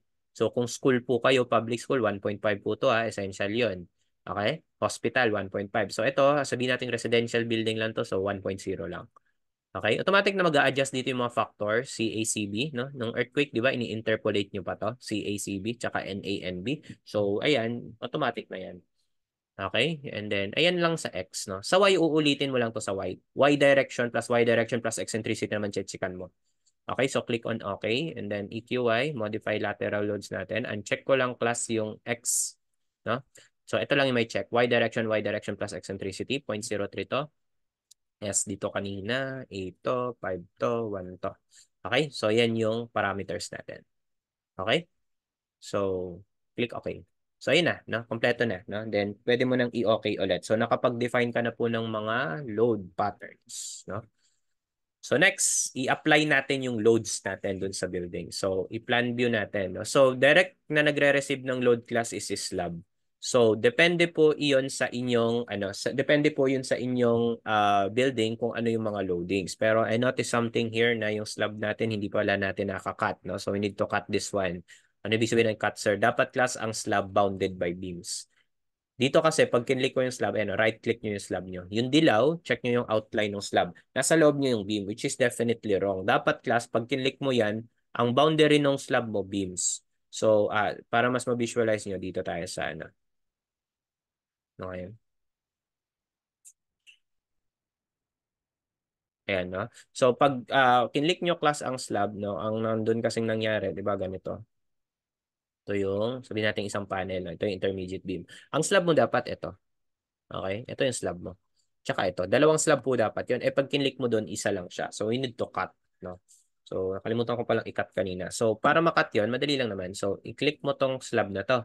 Tsaka yung boundary or yung line kung saan siya magka-cut, which is sa beam na to. Tapos, punta ka sa edit. Okay? Edit areas. Or, sorry, edit shells, divide shells. Shells kasi yung slab. So, i-divide nyo yung shells. And then, itong unang option, cookie cut. No? And then, apply. Okay, so try mo naman ngayon mag-right click sa slab. So ganito na dapat siya. And yan yung correct. Ganyan dapat yung slab ninyo. Pag kinlik nyo siya, bounded by beams. Okay, yung model class na hindi ganun, mali po yun, no? Kasi hindi nag-carry hindi na-transfer ng tama yung load pag ganun yung model mo ng slab. So again, it should be bounded by beams. Okay? So ganyan. So dito sa kanan, right click nyo lang, no? Ayan, iilaw siya.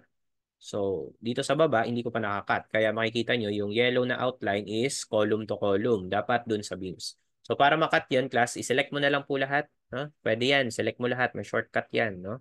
Tapos, edit ulit. Edit shells, divide shells, then cookie cut, then apply. Makakat na yan lahat. Okay, so try mo mag-right click. Ayan. Random lang. Ayan, nakakat na siya.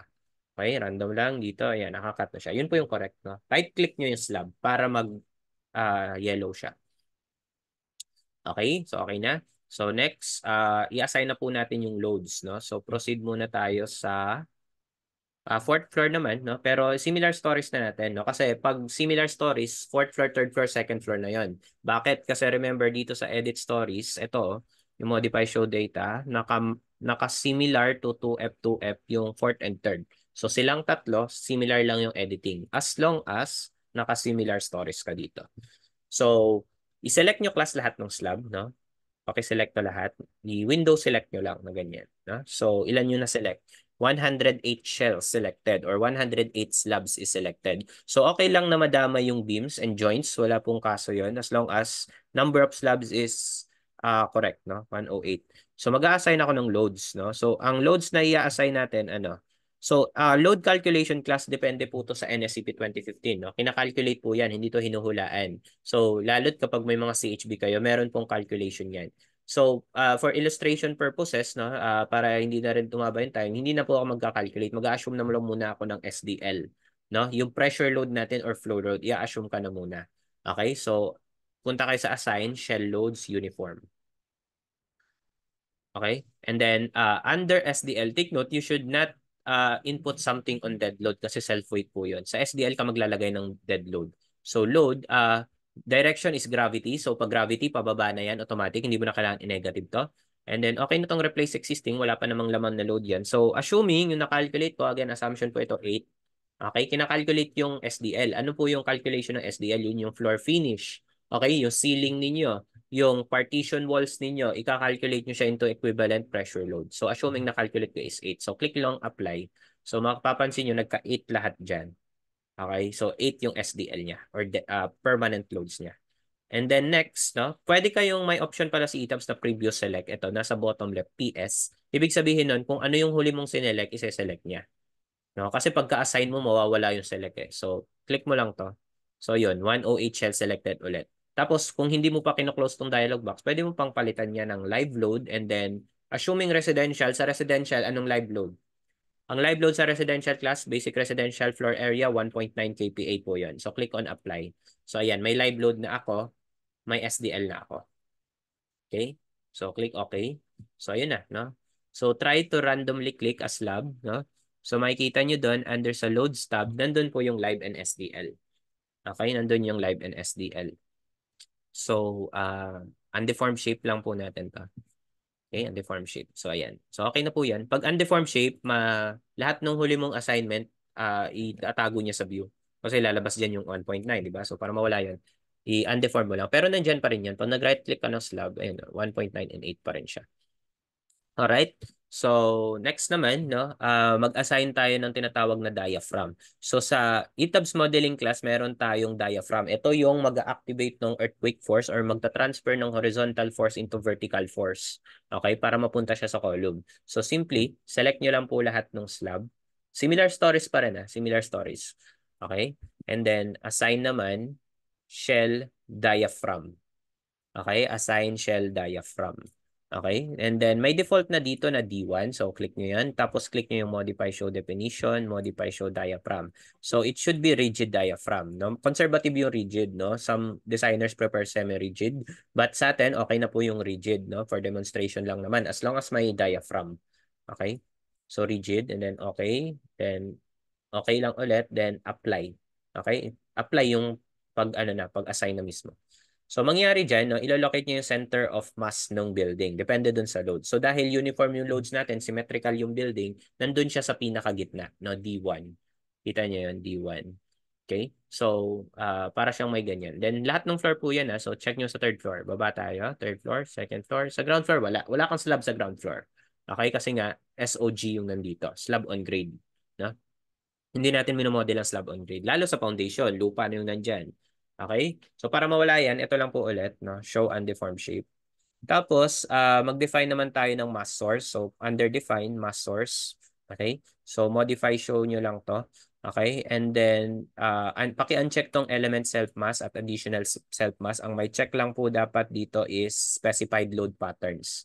Which is, ang mass source, by the way, is the weight considered during earthquake or yung seismic weight natin. So kung maalala nyo sa earthquake, di ba, ang formula natin ng base shear, CBI over RT times W. Ito yung mass source natin or yung seismic weight. So ang seismic weight natin, class, is the self-weight ng building, self-weight plus SDL. Okay? So dead ang term nito sa ETAB. So dead and SDL to, 1.0. So dapat mag-add ka ng dead, mag-add ka rin ng SDL. Now multiplier is 1. Okay? Yung iba class, naglalagay dito ng live load, 25%. Pero di ba sa earthquake, yun kapag may storage ka. Pag may storage ka, sabi doon, yung live load is, yung seismic weight, i-add mo ng 20% ng live load.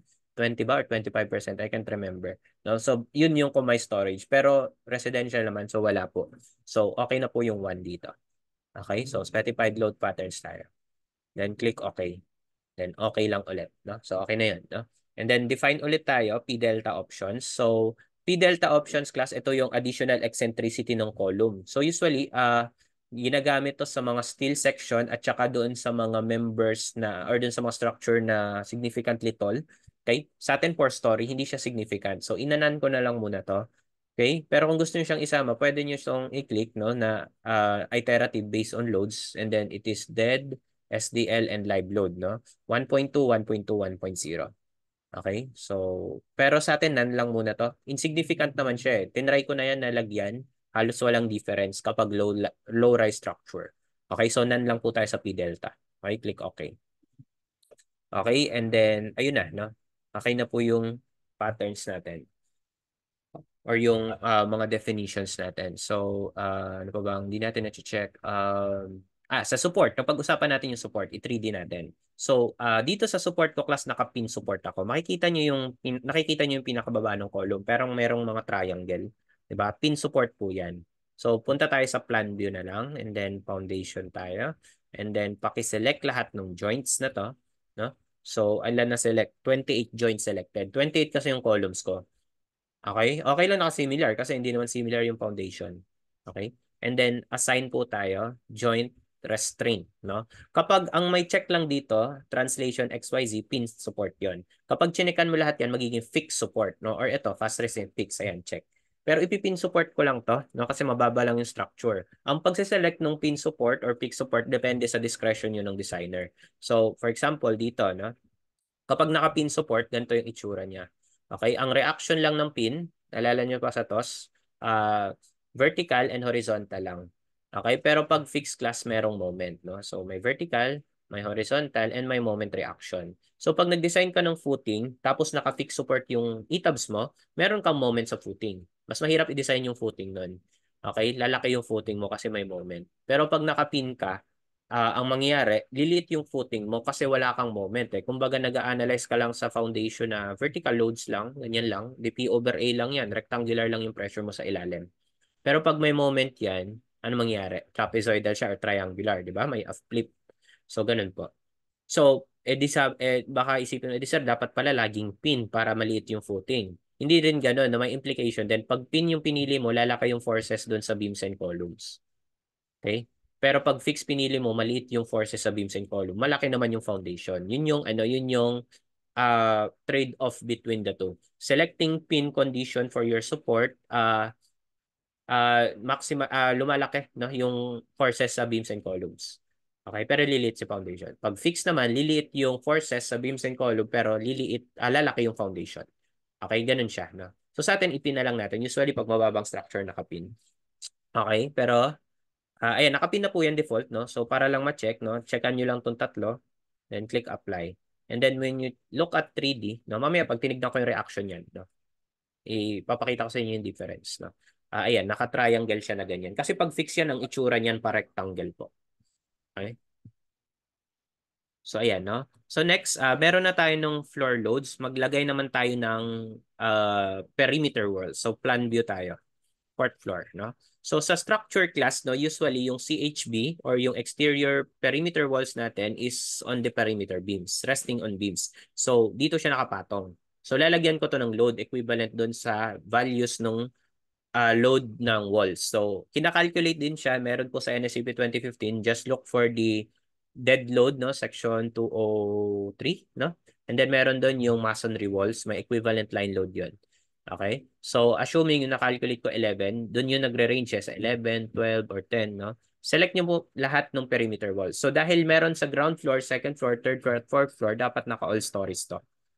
Okay? All stories. Then, select perimeter. So, click nyo lang perimeter.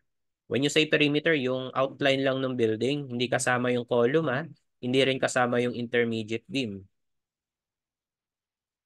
Oops. Ayan. Ilan na select sa inyo? So, ang na-select ko, 72 frames. Kasama na po dyan yung third floor, second floor, and ground floor kasi naka-all story ako. And then assign, frame load naman, kanina is shell load. So frame load naman then distributed. And then SDL, yung walls natin. So it is, assuming na-calculate 11. Okay, forces na to, hindi tayo moment. No? Replace existing. Okay na po yan, wala namang existing load. Hindi tayo trapezoidal, so wala kayong lalagay yan. Uniform load tayo. So click apply. Ayan, nagka-11. Kita nyo nagka-11 dun sa perimeter. Tapos pag tinready ko yan, ayun no, yan po yung uniformly distributed load natin. Okay, ano po yung 11, sir? Yan po yung exterior walls. Okay, exterior walls. So sir, bakit po wala doon sa interior? Baka magtanong ka, di ba may CHB po tayo doon sa loob? Yun na yung kasama doon sa 8 kPa ko kanina. No? Pag ni-right click ko to itong 8, na-convert ko na yun into pressure load. Hindi ka kasi pwede mag-line load doon sa slab. Mag-error yung model. Dapat 8 kPa, in pressure load dapat. So 8 kPa. Okay? So yun. So, ayan. Okay na yan. No? So kung gusto niyo pala isometric, no? 3D nyo lang to, tapos click nyo tong salamin. No? Para mag-ano siya, isometric ba yun? No? Yung 45-45 na view. So yan. Then para mawala yan, click nyo lang yung undeformed shape. Okay? So next naman,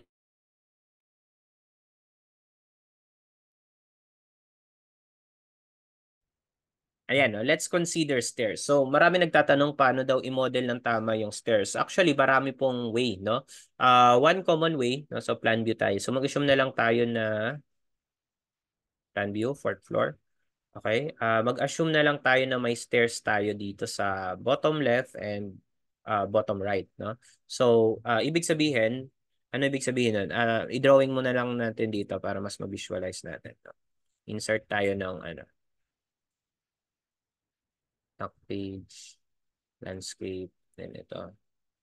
And then, i-screenshot ko lang ulit po ito. Okay, so ayan, depende sa architectural ninyo kung saan nakalagay yung stairs, 'di ba? So, yung ibang approach ang ginagawa, kinakat yung slab, which is yun yung gagawin kong approach. Kasi sa actual, ang stairs, 'di ba? Sabihin natin may hagdan ka dito. Butas po yung slab mo doon. Okay, bubutasin mo yung slab mo doon kasi part na to ng stairs eh, no? So, ganun na rin dito. So, usually ang stairs class meron po dapat yung perimeter beams kasi opening po siya sa structure. And kapag large openings, nagpo-provide tayo ng perimeter beams. So, dapat ikakat ko tong slab ko, no? Sa plan pala pag nakita kayo ng letter X, it means hollow, no? Or wala po siyang slab sa part na yun. At dapat mag-create ka dito ng beams pa, no? Perimeter.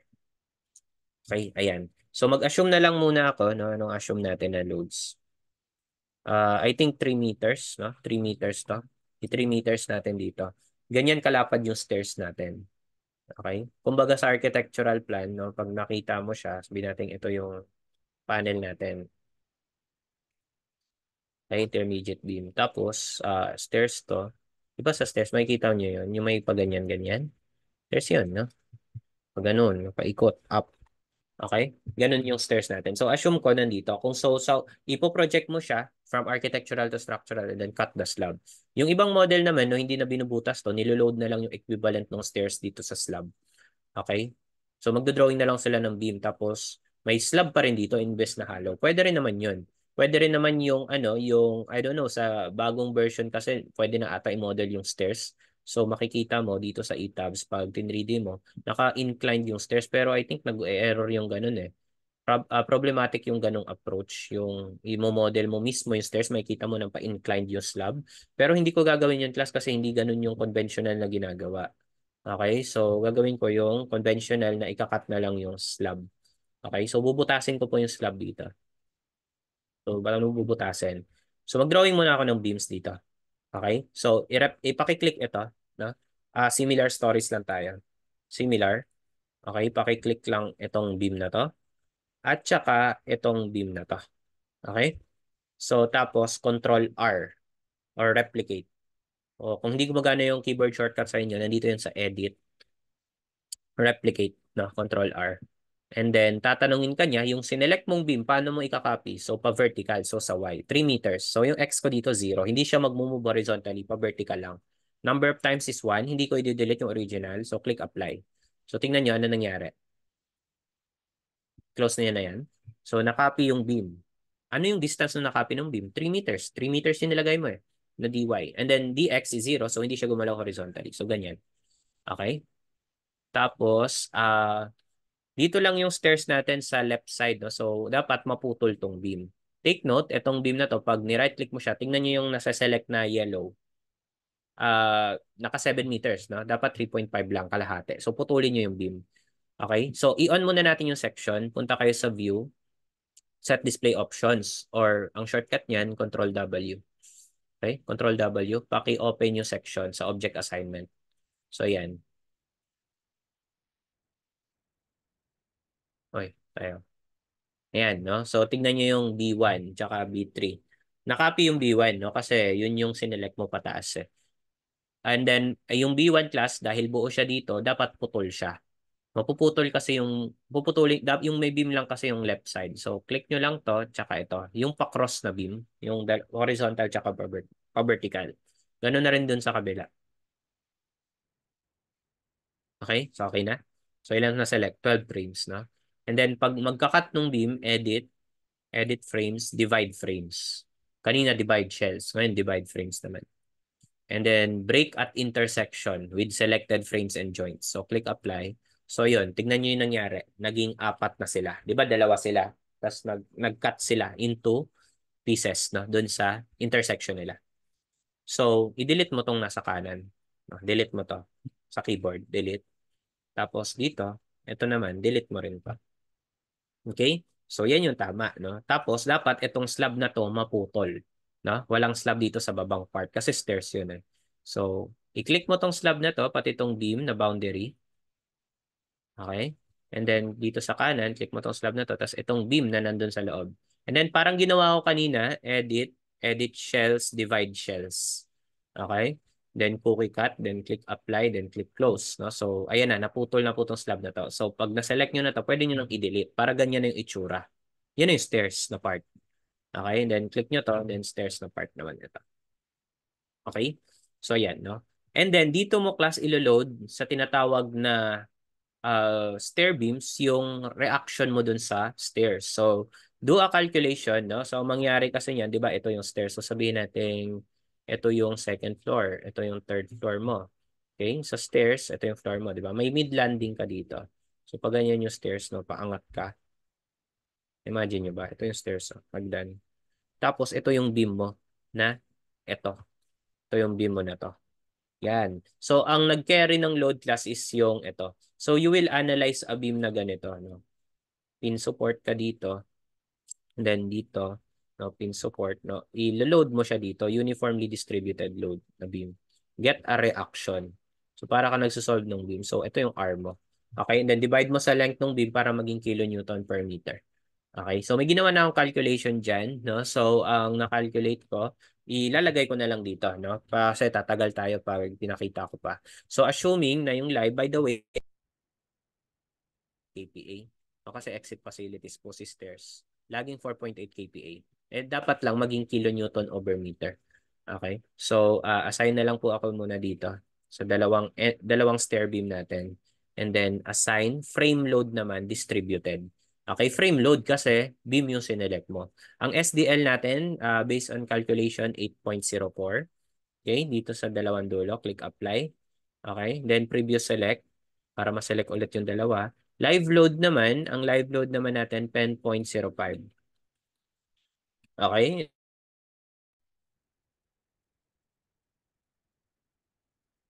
Okay, click apply. So yan. Then okay. Tapos dahil yung undeformed shape natin, paki-click ito, show undeformed shape. So dahil yung beam natin class is dito sa stair beam, both ends discontinuous, dapat i-release mo to both ends. So click mo tong dalawa. Then, assign frame release. Both ends discontinuous siya. Tama? Wala siyang kasunod sa kanan tsaka sa kaliwa. So, dapat may release siya both ends. So, click apply. So, ayan, no? Ayan na yung release natin doon. So, dalawang end niya may bilog. Tapos, babalik ulit yung kanina. No? And then click mo lang tong undeformed shape. No? Para mawala yung bilog. Para ma-hide lang siya. And then, notice na naputol din pala tong vertical intermediate beam natin. So, i-join nyo lang po ulit yan. Okay, click nyo lang din tong joint na magjo-join sa kanila. Ganun na rin yun nandito sa kanan. Ayan, no? Tapos, edit naman, edit frames. Kanina, divide frames. Edi alam nyo na, join frames naman kung pagsasamahin mo. So, ayan, nabuo mo na siya. Okay, save lang natin. So, yan na po yung ating structure, no?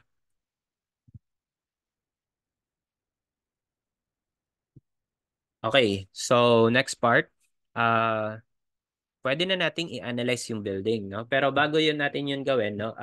Laruin muna natin yung view niya, no? In case gusto niyo makita yung color na inassign ninyo, for example. So, Control W or yung set display options, no? Yung dito. Control W to. Pag sinabi kong Control W, ito po yun. Okay? Lagi ko kasing gagamitin yan. Okay? And then, pwede mong i-view colors by section properties, no? Then, apply. So, makikita mo dyan, iba-ibang size, iba-ibang color. Kasi dinesignate ko yan kanina. So, for example, ito, no? I-plan view nga natin. Kung gusto mo lang naman, ayan, no? Parehas yung B3 natin. Teka, ba't mali? B4 dapat to, no? I think may mali ako sa assignment, no? Ang B4 natin, both ends continuous, di ba? Both ends continuous. So, I think yung middle part should be B4. Ngayon ko lang napansin. Tama na. Ito dapat B4 to. So, select ko nga to. Similar stories.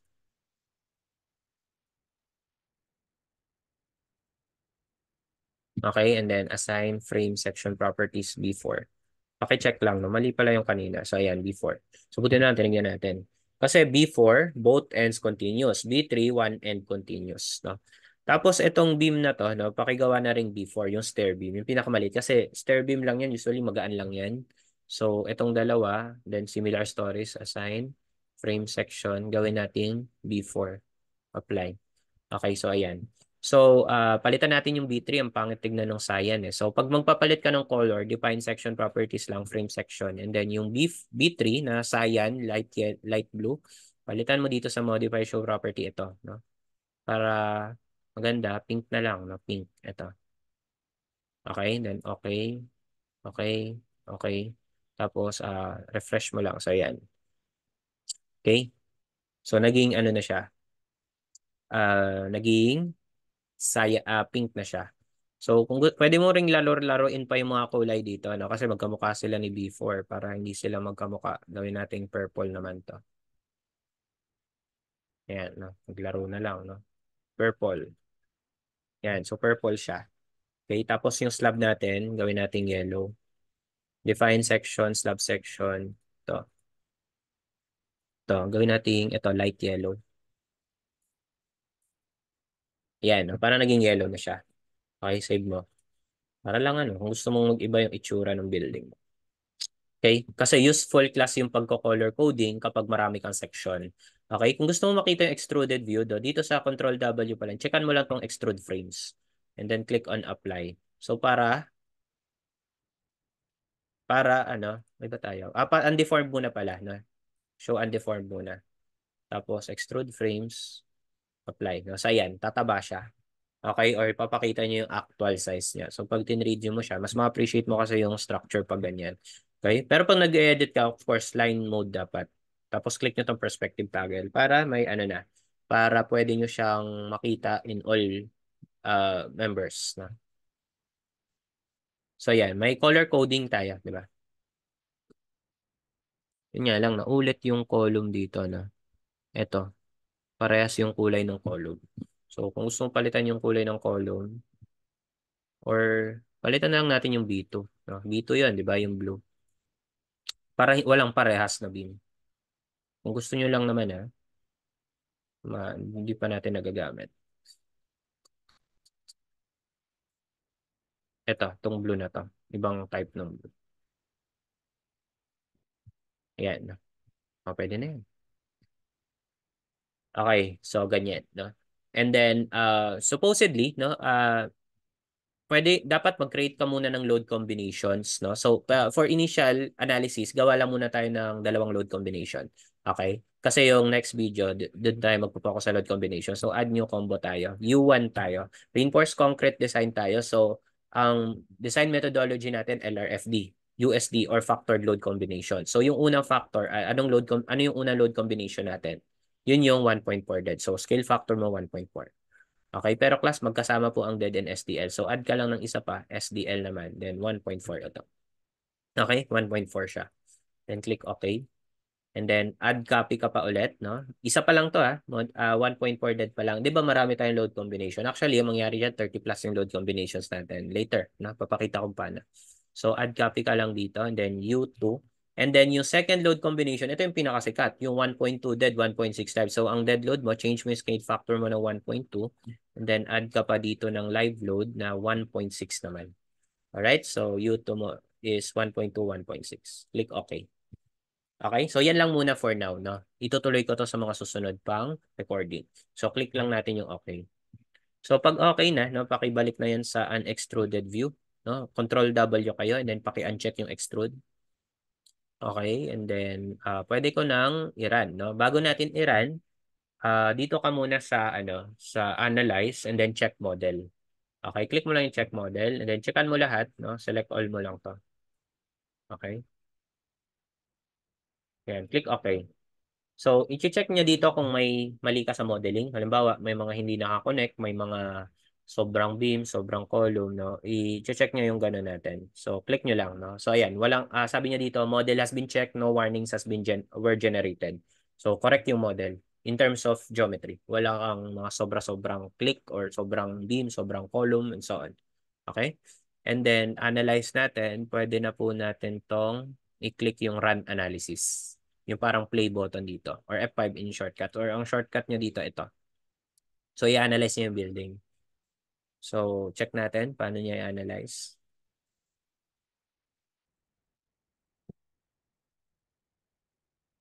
So yan, no? So una niyang gagawin pag nag-analyze sa class, no, magde-deform siya sa displacement dead load, no, sa dead load. So yan, pansin niyo, nag-bend lahat. Pwede niyo i-click tong start animation.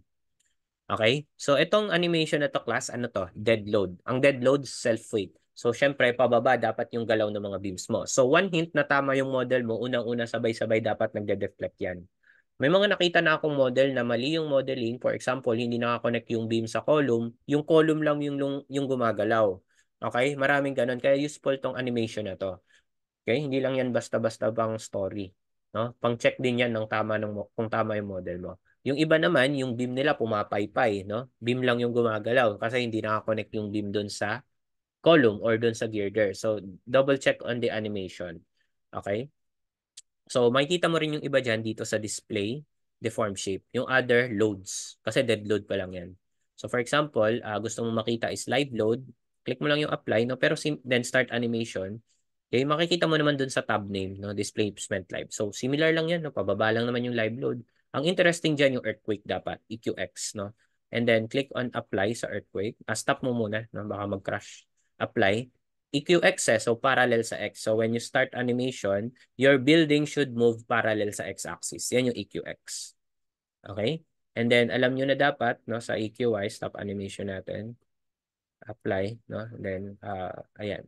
Movement mo dapat parallel sa y-axis. Okay? So, yun yung EQY. Okay? And then, stop animation natin. And click OK. So, yun na. No? Chinek ko lang yung animation. Then, one important thing to note, no, yung reaction natin. So, plan view tayo. Then, punta kayo ng foundation. And then, display tayo. Force stress diagram, support spring reaction. Okay? And then, tabulated tayo. Then, pakicheck lahat ito. Okay? And then, apply. So, makikita nyo dito, class, ano po yung mga yan, sir? Reaction ng building. Yung Z natin sa ATABS class is vertical. So, yung FZ yung reaction pataas. So, yan, 190. Okay, yung X and Y minimal lang yan kasi dead load to. Sa live load, ito naman yung reaction niya. Apply mo. So, 45.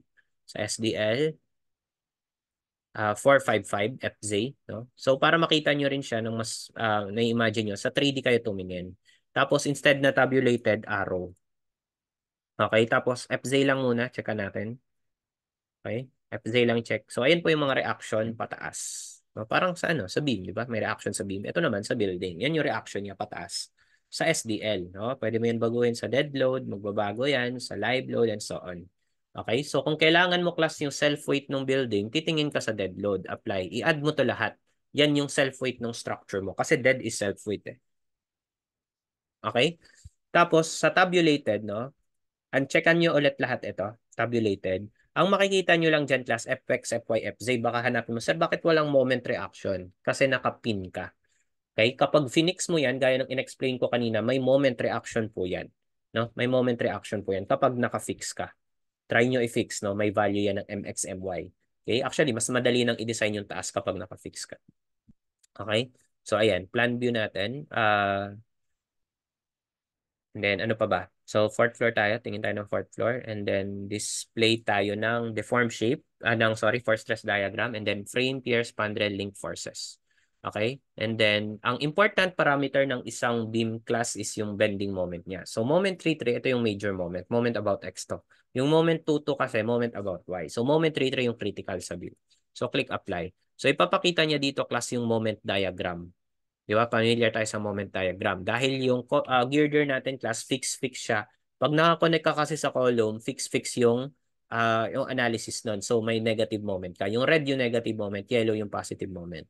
Kung baliktad sa inyo, paki-check dito sa options. Click nyo lang tong moment diagrams on tension side. Kasi, by default yata ganito yan. No? Sa American Standard kasi, sige, dito tayo sa Sa American Standard kasi, ang moment diagram nila ng beam, di ba, nasanay tayo sa lecture, sa TOS na pag ganito. Okay? Positive moment sa midspan, negative moment sa support. Ang idea kasi niyan, no, positive moment yung nandun yung tension side sa baba. Pero sa American Standard, baliktad sa kanila. Ganito sa kanila. Okay?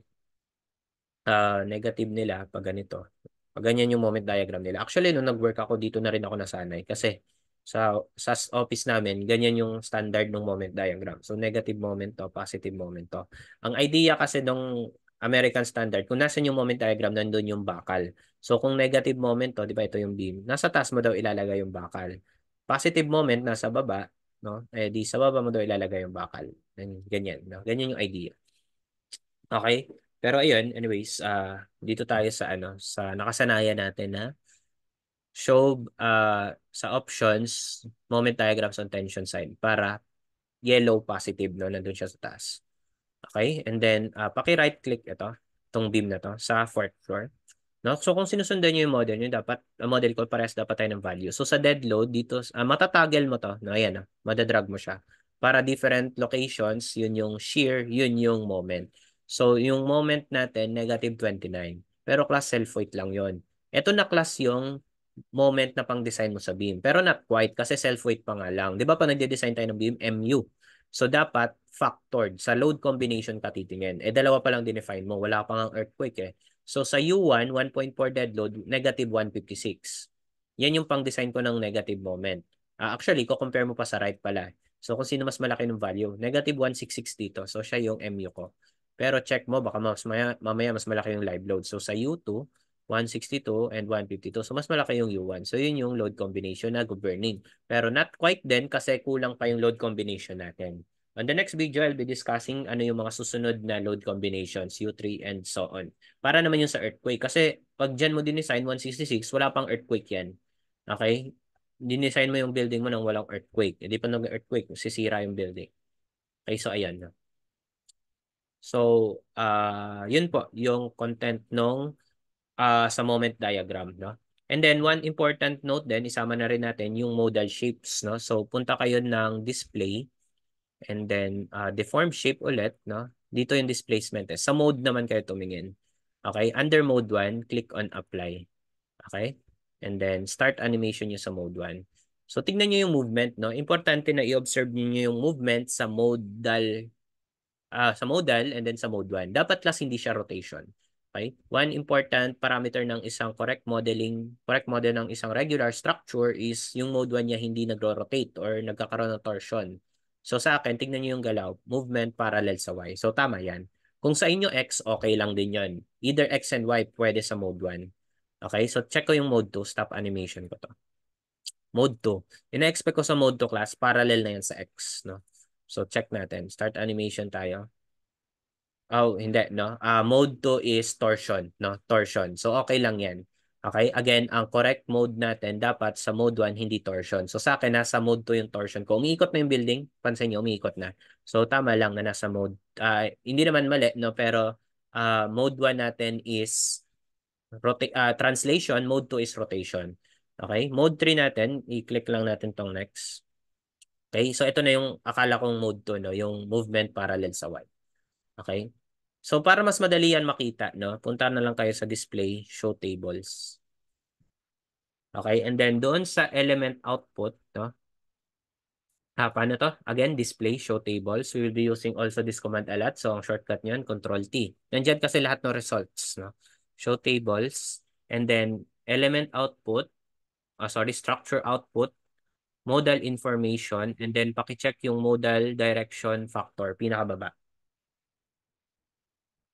Okay, nag-click on okay. So, check nyo yung mode 1. Okay? Ang pinakamalaki sa mode 1, UI. Balikan nga natin yung animation natin sa mode 1. So, wala na, no? Hindi ko ma-exit. Pag binalikan natin yung animation natin sa mode 1, ang movement niya parallel sa Y. Kasi yung pinakamalaki sa UX, UI at RZ nasa UI. Sa mode 2, anong pinakamalaki? RZ, 0.997. So, kaya nag-rotate. Ang RZ kasi is rotation. Sige, sulat natin dito para mas clear yung ano. Kasi kasama to dun sa mga pinapasubmit, di ba? So, mode 1 ko, mode 1. Sulat ko lang yung mode 1. Base dito, tingin ka lang sa row na to. Anong pinakamalaki? 1, di ba? Nasa UI. So, UI. Okay? It means translation Y. Okay, mode 2. Ang pinakamalaki ko naman RZ. R is rotation. U is movement or displacement. 0.997. So therefore, rotation about Z. Okay, and then lastly, mode 3. Yung first three modes yung significant sa atin, no? Mode 3 is UX, no? Or UX siya dito, translation X. So based yan sa table hindi ako tumingin sa animation. Pwedeng unahin nyo muna yung table bago yung animation. And mako-confirm nyo yan dun sa animation. So display, deform shape, and then mode tayo. Balik ka sa mode 1. Okay? So ayan, start animation. Tingnan nyo yung movement sa mode 1. Tingnan nyo kung saang axis parallel. Ito yung axis.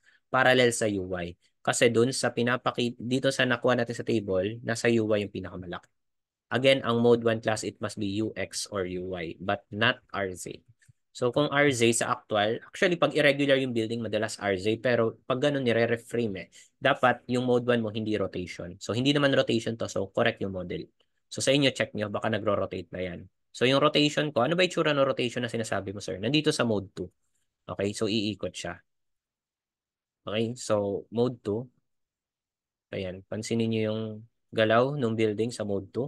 Parang tinatwist mo yung building, di ba? Yun yung sinasabi kong RZ. And ayaw natin yan mangyari sa mode 1. Okay, vibration modes kasi yan. So, yun lang, no? Nangyari yung rotation sa mode 2 kasi class initial sizes pa lang to. Later on, papalitan ko lahat ng sizes dito. Kasi mag-fail yan, most likely. Sigurado ako, no? 1,000%. Liit ng mga size, 200 by 400. Na-imagine nyo ba yan? 200 by 400 class. Yung 200, mas mahaba pa yung ruler natin doon. Para sa beam na 7 meters, maiksi yun. Okay? Magbabago pa tong mga size na to. Anyways, ang purpose lang naman po nung initial size para may sizes po tayo sa beams and columns. So, ganun po mag-come up ng initial size. Sa later recordings, makikita nyo na magfe-fail itong mga beams and columns na to sa initial size. So, papalitan to. Magbabago yung modal response mo. Okay? Ang mangyayari doon, yung rotation ko nandun na sa mode 3. Okay? So, ayun na. Yun po yung first part ng ating modeling. Okay? That concludes yung first part ng recording natin. Okay? Thank you.